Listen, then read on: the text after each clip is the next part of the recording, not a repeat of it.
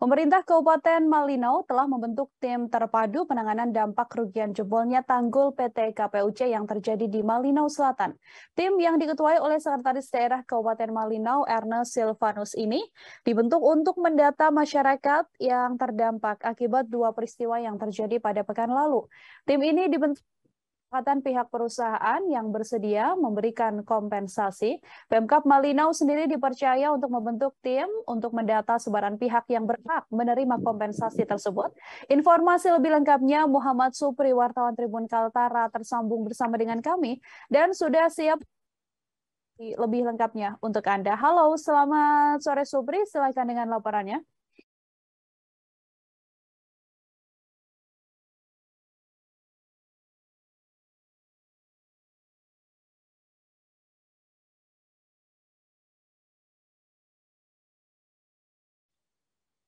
Baik, terima kasih Kak Kalila dan rekan-rekan di studio.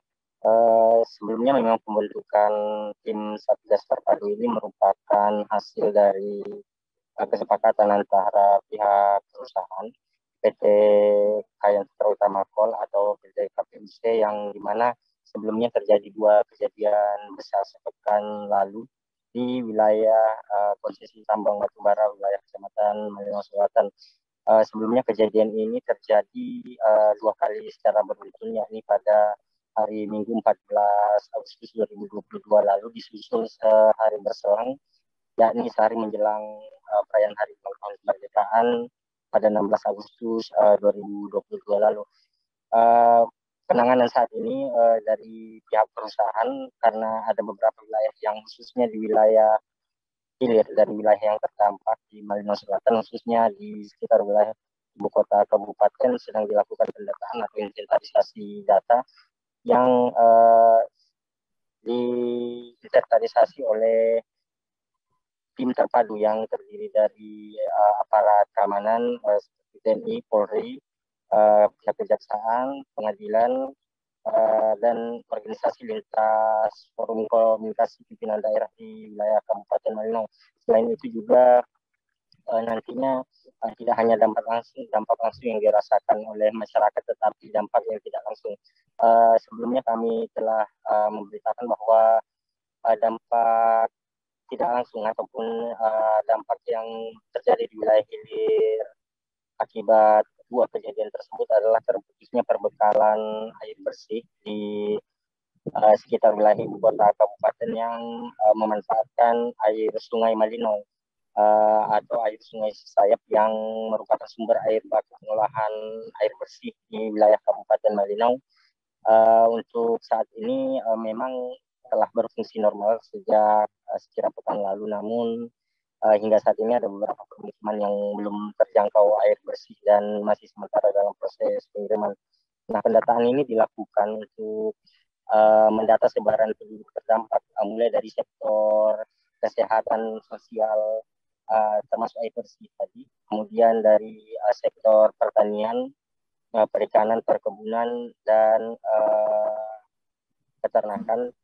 Di sisi lain nantinya akan dikoordinir masing-masing oleh penanggung jawab, di mana masing-masing penanggung jawab ini dipercayakan oleh pihak pemerintah Kabupaten Malinau atas kesepakatan dari pihak perusahaan yang rencananya akan bertanggung jawab untuk mengganti kerugian pada wilayah-wilayah yang terdampak, khususnya masyarakat di sekitar wilayah ibu kota Kabupaten Malinau dan di wilayah puncak kejadian, yakni di Kecamatan Malinau Selatan. Kemarin kami sempat mewawancarai ketua tim, yakni Sekretaris Daerah Kabupaten Malinau, Ernest Silvanus, menyatakan bahwa pendataan nantinya akan dilakukan di wilayah terlebih dahulu atau wilayah puncak kejadian, yakni di Kecamatan Malinau Selatan, menyusul ke sekitar wilayah ibu kota Kabupaten Malinau. Nah, untuk saat ini belum ada keterangan tentang berapa kompensasi dan apa-apa saja pertanggungjawaban yang dilakukan dari perusahaan. Namun dari langkah dari pemerintah Kabupaten Malinau sendiri telah memberhentikan sementara operasional operasi tambang dari PT KPUC untuk nantinya akan diizinkan untuk beroperasi kembali setelah beberapa hal yang tadi dibahas telah dipenuhi oleh pihak perusahaan. Saat ini masyarakat, khususnya para nelayan yang meminta agar pendataan tersebut juga dilakukan secara jangka panjang. Maksudnya apakah pendataan ini hanya berisi kompensasi atau masyarakat mengusulkan agar ada manfaat jangka panjang yang dirasakan masyarakat, contohnya ketersediaan air bersih yang di mana peristiwa pencemaran ini terulang, agar ditanggulangi dengan merumuskan solusi jangka panjang ketersediaan air bersih, termasuk menurunnya hasil tangkap bagi nelayan di sekitar Sungai Sesayap dan Sungai Malinau. Demikian rekan Nila. Ya, terima kasih sudah nonton.